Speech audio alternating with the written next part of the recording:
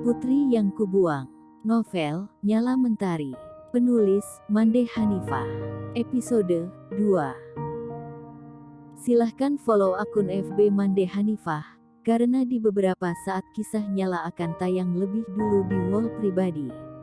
Cerita Mande lainnya bisa ditemukan juga di KBMA PPIA.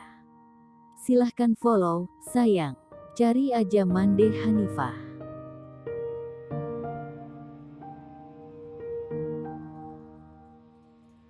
Aku dibuang.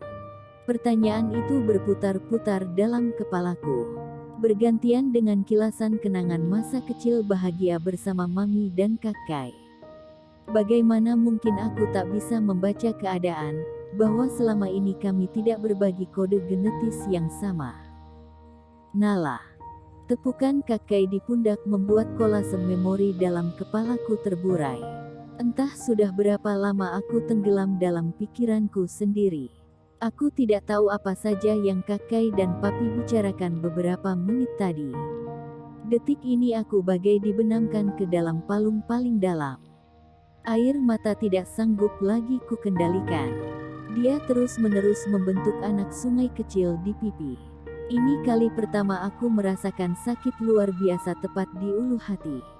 Bahkan ketika teman sekelasku membuli rasanya tidak sebanding dengan yang baru saja terjadi. Papi, Nala permisi. Aku tidak menunggu reaksi papi. Yang kulakukan adalah menjauh pergi. Aku tidak ingin kakak melihatku seberantakan ini. Tangisku menderas ketika sampai di kamar. Beribu pertanyaan memenuhi tempurung kepalaku. Mengapa wanita yang mengandung dengan susah payah itu tega membuang anaknya sendiri?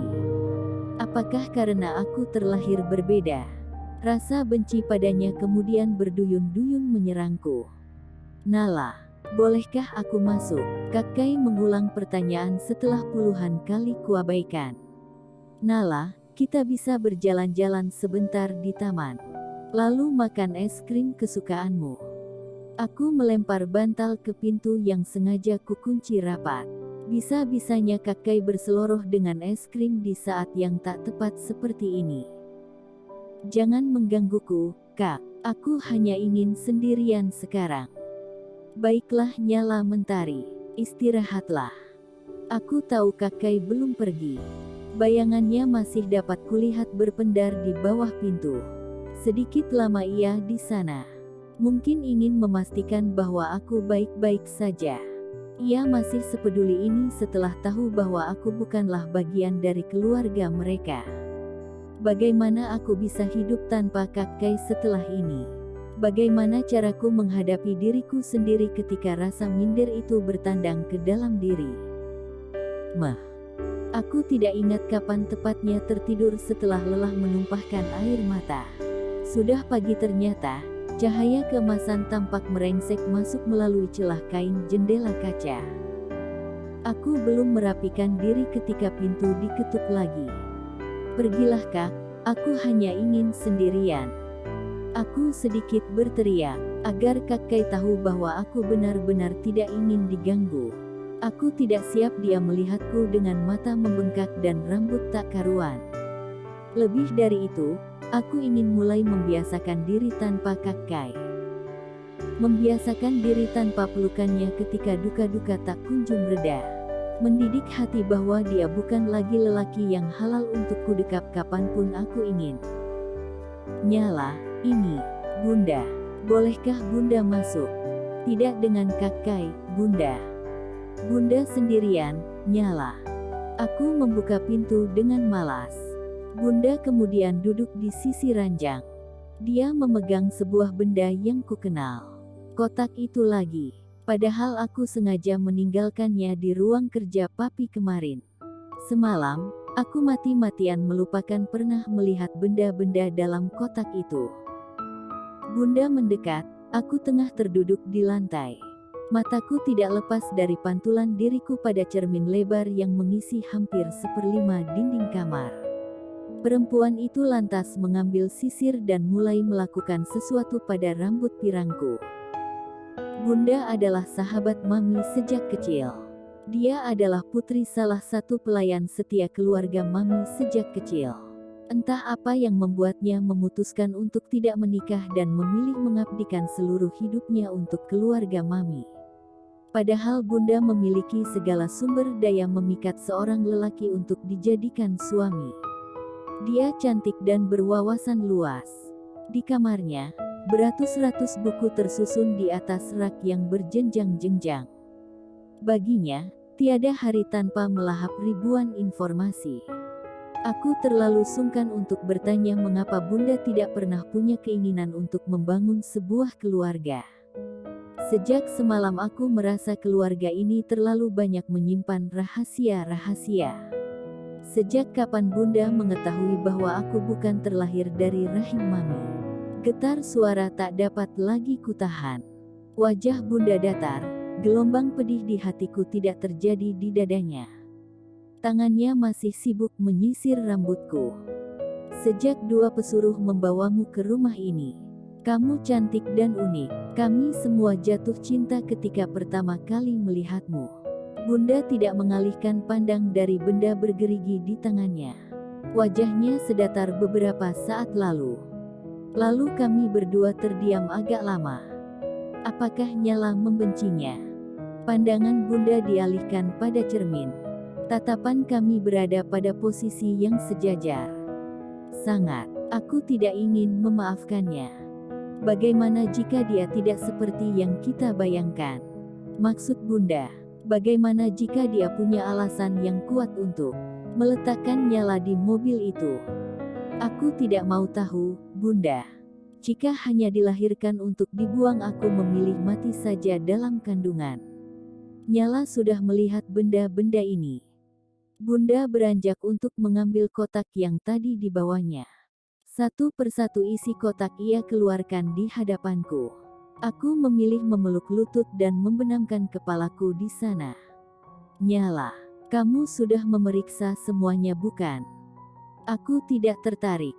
Nyala, kalung dan kertas ini adalah bukti bahwa dia ingin menemukanmu. Jika dia benar ingin menyingkirkanmu, mungkin benda-benda ini tidak harus dia sertakan bersama tubuhmu malam itu. Aku tidak mengangkat kepala, masih pada posisi semula. Kau pasti melewatkan baju mungil ini, Nyala. Mendekatlah, kau akan terkesima. Ibumu mengirim pesan tak kasat mata pada baju ini. Kau tahu, aku bisa menerka bahwa dia bukanlah perempuan sembarangan. Dia pasti ingin ditemukan. Tapi, Bunda ragu, apakah dia masih hidup atau... Aku segera menyambar baju dari tangan Bunda. Rasa penasaran menguasaiku kemudian. Sentuh di sini. Bunda menuntun jemariku untuk menyentuh bagian belakang baju. Setelah beberapa detik aku tidak menemukan apa-apa setelah membolak-baliknya. Rasakan dengan jemarimu. Dia menjahitkan sebuah kalimat dengan benang berwarna senada. Kita tidak akan bisa mengetahuinya jika tidak melihatnya lebih seksama.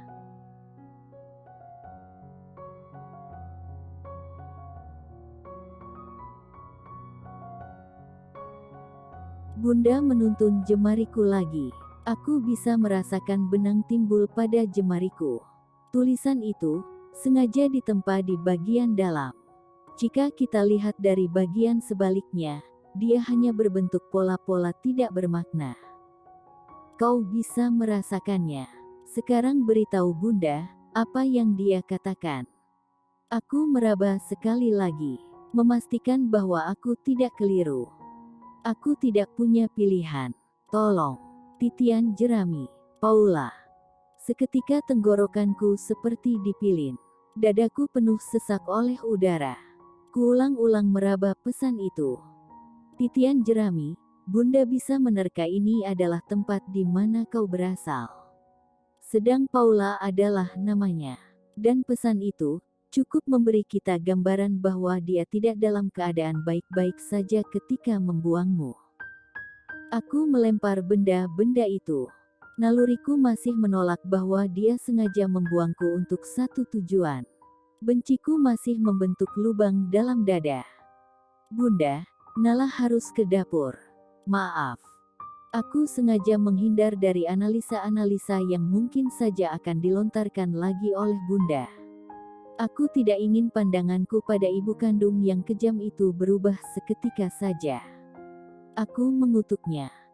1 gelas air sudah kutandaskan ketika Kakkai mendekat. Aku mengalihkan pandangan ketika mata kami bersirobok. Kelopak mataku terlalu bengkak dan aku tidak ingin Kakkai menaruh iba karenanya. Aku paling tahu bahwa dia tidak pernah bisa melihatku menangis. Mari kita ke taman. Tidak sekarang, Kak. Apakah kita akan seperti ini terus sampai aku pergi? Aku hampir menangis. Andai dia tahu, saat ini aku ingin sekali menabrakkan diri pada dadanya yang bidang. Seperti sebelum-sebelumnya, aku ingin meringkuk layaknya adik kecil yang selalu ia lindungi. Namun, kenyataan yang hadir semalam membuatku tidak mungkin lagi melakukannya. Aku malu. Tidak, aku canggung. Entahlah, aku tidak tahu rasa ini apa namanya. Dia selalu datang ketika aku mengingat Kakkai. Ketika berhadapan seperti ini dengannya. Padahal, aku sungguh memendam rindu-rindu, kami tidak pernah saling diam lebih dari 1 jam selama ini. Kak, masih bolehkah aku memelukmu? Sekali ini saja. Aku tidak lagi bisa mengendalikan diri. Aku butuh waras dan itu bisa kudapat dari dekap hangatnya. Kakkai mendekat. Dia buka tangannya lebar-lebar dan menenggelamkan kepalaku di sana. Kami saling beradu tangis setelahnya. Saat ini, hatiku bagai diremas-remas tangan penuh duri. Mengapa rasanya sesakit ini? Kami melerai pelukan ketika mendengar langkah papi mendekat. Kakkai berlalu, aku melakukan hal yang sama. Hanya saja tujuan kami berbeda. Kakkai mungkin kembali ke kamarnya sementara aku memilih mencari udara segar di taman. Matahari jam 9 semakin gagah ketika aku membiarkan diri tenggelam dalam gulungan ribuan pertanyaan. Di bawah pohon ek yang semakin rimbun, aku berselonjor, menyurutkan badan dari sengatan panas. Aku mengambil ponsel di saku celana, tidak tahu entah keinginan itu datang dari mana.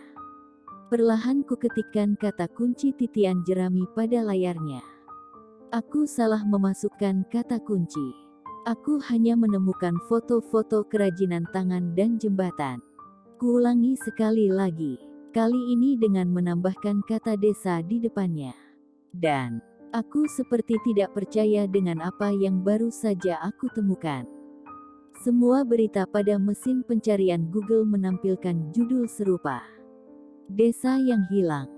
Titian jerami, desa yang hilang. Aku belum mengerti, tapi hatiku mulai diserang penasaran. Apa yang sebenarnya terjadi padamu, Ibu? Bersambung.